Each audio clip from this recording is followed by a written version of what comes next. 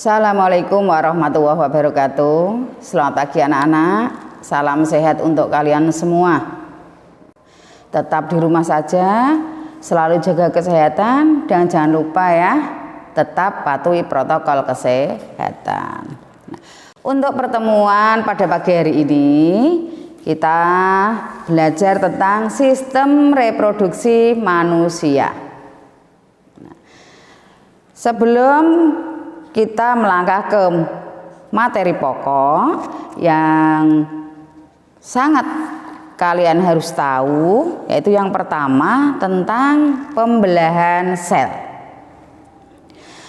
Pembelahan sel ini sangat penting bagi kelangsungan makhluk hidup, karena pembelahan sel itu satu untuk pertumbuhan. Kalian tahu bahwa pertumbuhan adalah salah satu ciri dari makhluk hidup. Makhluk hidup dapat tumbuh karena sel-selnya bertambah banyak. Ya, ingat, pertumbuhan yaitu perkembangan yang bersifat irreversibel atau bertambahnya ukuran yang tidak dapat kembali ke keadaan semula. Kemudian perbaikan. Nah, contohnya jika anggota badan kalian terluka, kena peso misalnya, maka lama-kelamaan akan menutup. Ya, itu karena adanya pertumbuhan sel, membentuk jaringan kemudian menutup luka. Yang ketiga, untuk reproduksi. Reproduksi ini juga salah satu ciri dari makhluk hidup. Reproduksi dibedakan jadi dua, reproduksi aseksual dan seksual. Reproduksi aseksual atau tidak kawin tidak melibatkan individu lain. Sedangkan kalau reproduksi seksual ini melibatkan individu lain, berarti ada jantan, ada betina. Kemudian pembelahan dibedakan jadi dua. Satu, pembelahan mitosis, yaitu pembelahan inti sel yang menghasilkan dua sel anakan dengan jumlah dan jenis kromosom yang sama dengan sel induknya.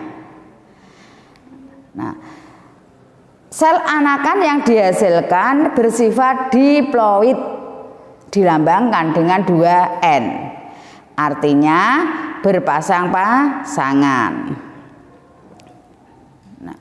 Pembelahan mitosis ini terjadi pada semua sel tubuh makhluk hidup, kecuali pada jaringan yang menghasilkan gamet atau pada sel kelamin. Jadi sel kelamin tidak mengalami pembelahan secara mitosis. Pembelahan mitosis terdiri dari 4 fase, dimulai dari profase, metafase, anafase, dan telofase. Kemudian pembelahan yang kedua yaitu pembelahan meiosis. Pada pembelahan meiosis terjadi pada sel reproduksi sehingga dihasilkan 4 sel anakan. Meiosis dibedakan lagi menjadi 2, meiosis 1 dan meiosis 2. Fase-fasenya juga sama, yaitu pada meiosis 1 berarti fase profase 1, metafase 1, anafase 1, dan telofase 1. Sedangkan meiosis 2 berarti fasenya profase 2, metafase 2, anafase 2, dan telofase 2. Ya. Nah, diperhatikan bukunya juga ya, dibuka halaman 4 itu, diperhatikan. Nanti ada yang sekiranya perlu ditambahkan di situ, kalian tambahkan ya, perhatikan baik-baik. Kemudian organ reproduksi pada manusia. Organ reproduksi atau alat-alat reproduksi pada pria meliputi 1. Testis atau buah zakar. Jumlahnya sepasang, berbentuk bulat telur, kemudian terbungkus oleh kantong yang disebut skrotum. Nah, fungsi testis itu apa? Fungsinya menghasilkan sel sperma atau sel kelamin jantan dan hormon testosteron. Yang kedua, saluran reproduksi yang meliputi vas efferentia, yaitu bagian yang berfungsi untuk menampung sperma untuk disalurkan ke epididymis. Ya, jadi saluran dari testis menuju epididymis. Yang kedua, epididymis, yaitu saluran berkelok-kelok yang panjang sekali, yaitu 5-6 meter. Letaknya di atas testis. Ya, jadi ini salurannya berkelok-kelok. Nah, fungsinya untuk apa? Untuk menampung sperma sementara waktu. Nah, atau tempat pematangan sperma. Saluran yang ketiga, vas deferens, yaitu saluran panjang dan lurus sekitar 40 cm. Fungsinya menghubungkan epididymis ke uretra pada penis. Ya, saya ulangi, kalau tadi vas efferentia itu menampung sperma untuk disalurkan ke epididymis. Epididymis tempat pematangan sperma. Kemudian vas deferens itu saluran yang menghubungkan epididymis dengan uretra. Alat kelamin yang ketiga, yaitu kelenjar tambahan, meliputi kantong semen atau vesica seminalis yang fungsinya untuk menampung semen, yaitu cairan yang mengandung gula fruktosa, asam askorbat, dan asam amino. Zat-zat tersebut itu untuk nutrisi atau makanan bagi sperma. Kelenjar tambahan yang kedua, kelenjar prostat. Ini terdapat pada pangkal uretra. Fungsinya melindungi sperma dari suasana asam pada saluran reproduksi wanita. Ya, sehingga biar spermanya tidak cepat mati. Kelenjar yang ketiga yaitu kelenjar Koperi. Fungsinya menghasilkan lendir sebagai cairan pelicin dan menambah cairan pada semen.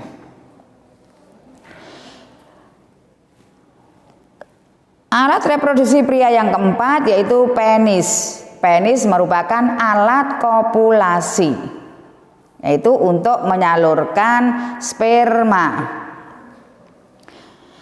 Dan selain untuk menyalurkan sperma juga untuk mengeluarkan urin. Berikutnya, alat reproduksi pada wanita meliputi indung telur atau ovarium. Jumlahnya sepasang kanan dan kiri. Fungsinya menghasilkan ovum atau sel telur.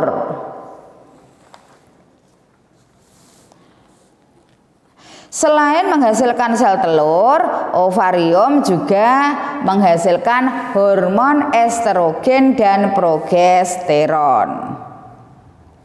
Nah, peristiwa lepasnya sel telur yang sudah matang dari ovarium menuju tuba Fallopi dinamakan ovulasi. Ya, jadi ketika sel telur sudah matang di ovarium dia akan lepas kemudian ditangkap oleh rumbe pada ujung tuba Fallopi. Nah, lepasnya sel telur yang sudah matang dari ovarium namanya ovulasi. Pada saat ovulasi inilah estrogen dan progesteron menurun. Yang kedua, tuba falopi atau oviduk, yaitu saluran panjang, jumlahnya sepasang, fungsinya sebagai tempat fertilisasi atau pembuahan. Ujungnya berbentuk corong berumbe-rumbe, yang fungsinya tadi untuk menangkap ovum yang dilepaskan oleh ovarium. 3. Rahim atau uterus, yaitu tempat tumbuh dan berkembangnya embrio. Dinding rahimnya itu terdiri dari 3 lapis, perimetrium, miometrium, dan endometrium. Endometrium menghasilkan banyak lendir dan mengandung banyak pembuluh darah. Lapisan endometrium inilah yang mengalami penebalan dan akan mengelupas setiap bulannya jika tidak ada zigot yang menempel. 4. Vagina. Fungsinya sebagai organ persetubuhan dan melahirkan bayi. Selain 4 alat reproduksi tadi, ada alat kelamin luarnya, yaitu berupa vulva yang terdiri dari bibir besar atau labia mayora dan bibir kecil labia minora.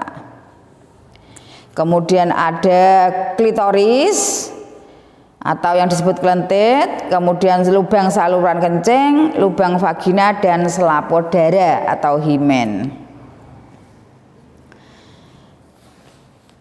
Setelah kalian paham tentang alat-alat reproduksi baik itu pada pria maupun wanita, sekarang kita lanjutkan tentang mekanisme pembentukan gamet.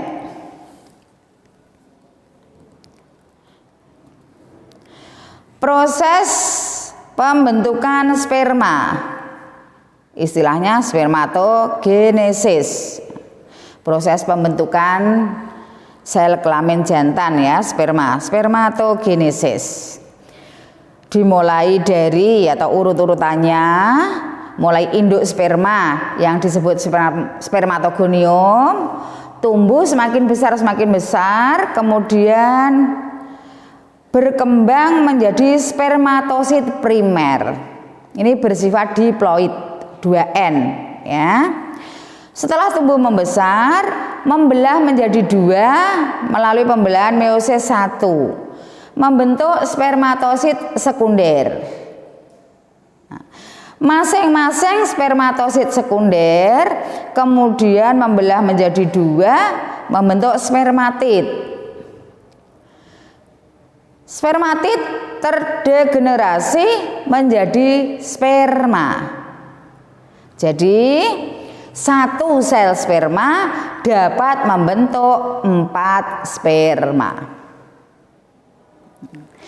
Kemudian oogenesis atau proses pembentukan ovum, sel telur.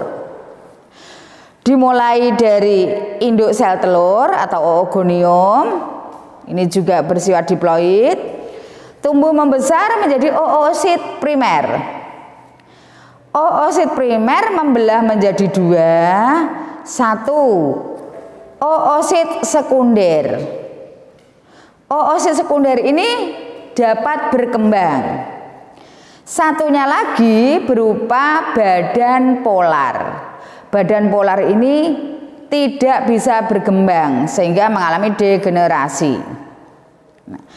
Oosit sekunder membelah lagi menjadi 2, menjadi ovum dan badan polar yang kedua. Berarti satu sel telur, satu induk telur hanya mampu menghasilkan 1 telur. Jadi tadi pada proses spermatogenesis, satu induk sperma membentuk 4 sperma. Pada oogenesis, satu induk sel telur hanya mampu menghasilkan 1 sel telur. Kemudian fertilisasi dan perkembangan embrio. Fertilisasi atau pembuahan, yaitu bertemunya sel sperma dan sel telur berlangsung di tuba Fallopi atau oviduk. Ya, jadi sel sperma bertemu dengan sel telur di oviduk, kemudian melebur menjadi satu, membentuk zigot. Ya, jadi zigot itu gabungan antara sel sperma dan sel telur. Nah, kemudian bergabung menjadi satu kurang lebih 3 hari, kemudian digerakkan turun ke bawah menuju uterus atau rahim. Yang menggerakkan siapa? Dinding-dinding tuba Fallopi. Jadi ketika sudah menjadi zigot di tuba Fallopi, kemudian dinding-dinding tuba Fallopi menggerakkan secara peristaltik menuju ke bawah. Zigot menuju ke rahim, kemudian menempel pada dinding rahim. Ya. Menempelnya zigot pada dinding rahim istilahnya implantasi.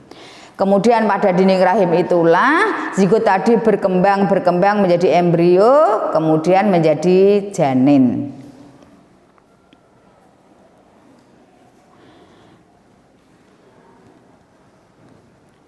Setelah embrio melekat, maka akan terbentuk plasenta di antara embrio dan dinding rahim. Fungsinya apa plasenta? 1. Memasok sari makanan dan kebutuhan oksigen dari ibu ke janin. 2. Membuang sisa-sisa metabolisme dari janin ke ibu. 3. Mencegah masuknya penyakit dan bahan kimia berbahaya ke tubuh janin. 4. Memberikan sistem kekebalan tubuh dari ibu ke janin. Nah, masa kehamilan kurang lebih 9 bulan 10 hari.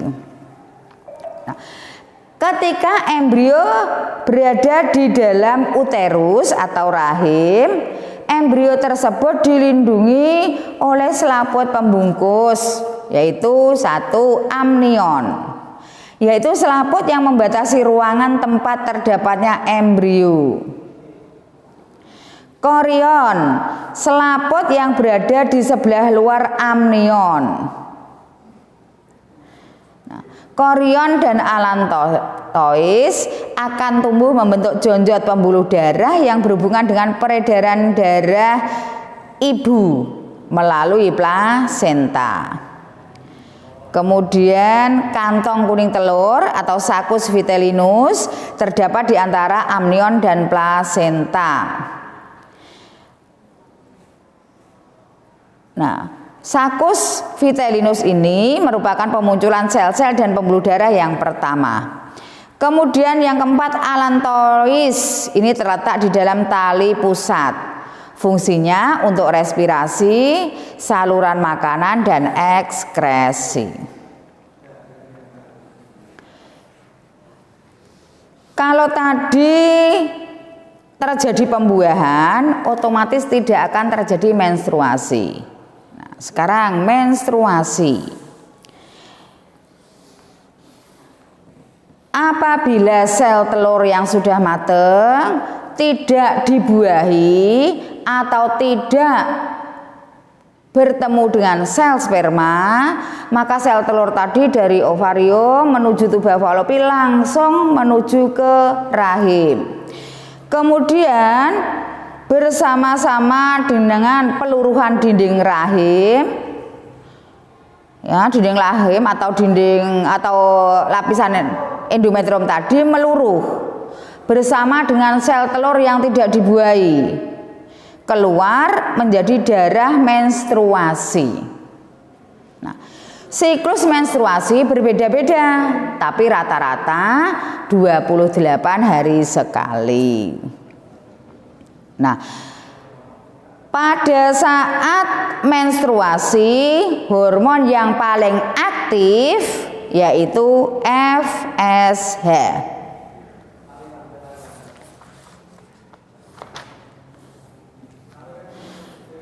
Setelah kita tadi belajar tentang alat-alat reproduksi, pembuahan, perkembangan embrio, menstruasi. Nah, yang tidak kalah pentingnya yang perlu kalian ketahui ini tentang penyakit pada sistem reproduksi manusia.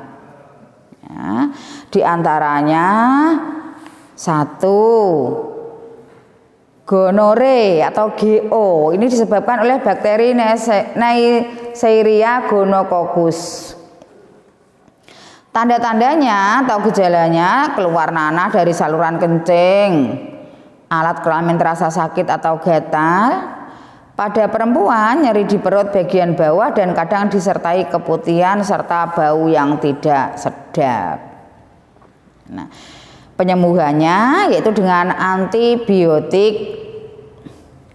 Hati-hati kalau gonore ini terlambat diobati bisa menyebabkan kemandulan. Yang kedua, klamidia. Ini penyebabnya bakteri Chlamydia trachomatis. Bisa menyerang pria dan wanita.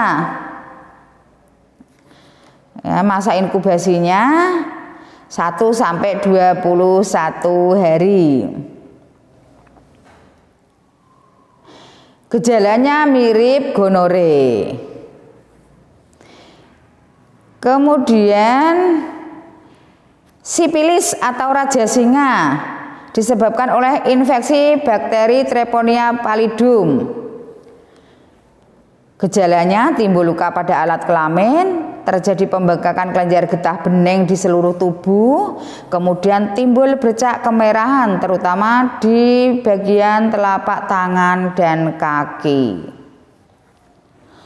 Penularan sifilis melalui kontak langsung atau luka di kulit dengan selaput lendir atau cairan tubuh. Misalnya air mani, darah, dan cairan vagina selama berhubungan seksual.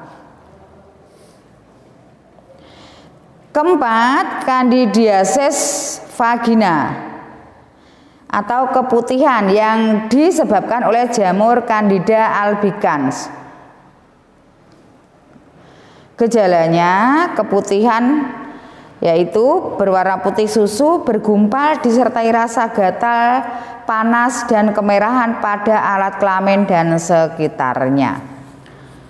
Kemudian ada trichomoniasis, herpes genitalis, dan HIV. HIV AIDS itu apa? AIDS yaitu penyakit yang ditimbulkan oleh suatu virus yang disebut HIV. Virus ini menyerang suatu kelompok khusus dari sel darah putih yang disebut helper T cell.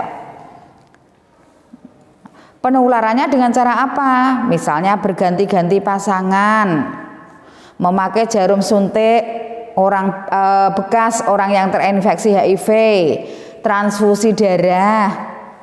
Ibu hamil yang terinfeksi HIV, maka bayinya juga bisa tertular.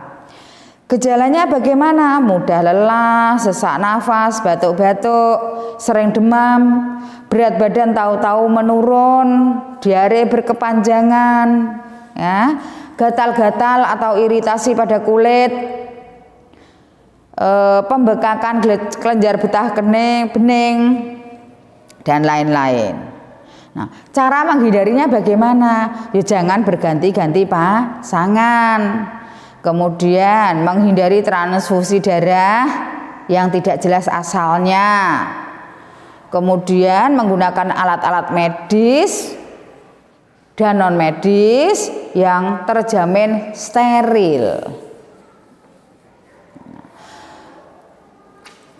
Kemudian upaya pencegahan penyakit pada sistem reproduksi.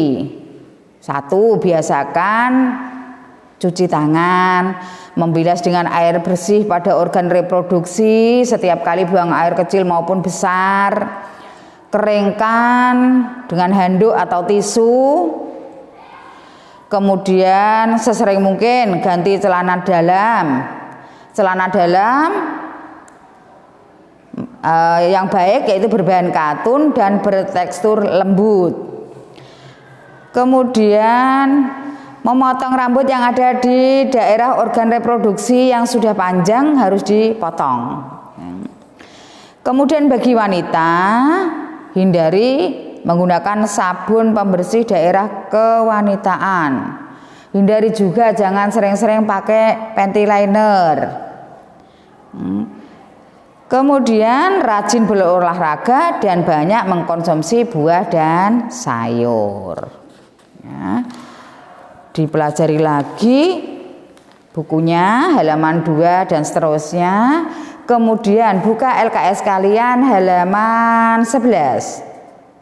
Kalian kerjakan soal uji kompetensi dari nomor 1 sampai 10. Saya ulangi. Tugasnya kalian kerjakan soal uji kompetensi halaman 11 nomor 1 sampai 10. Ya, tetap semangat, rajin belajar ya. Tetap jaga kesehatan. Demikian untuk pertemuan kali ini. Assalamualaikum warahmatullahi wabarakatuh.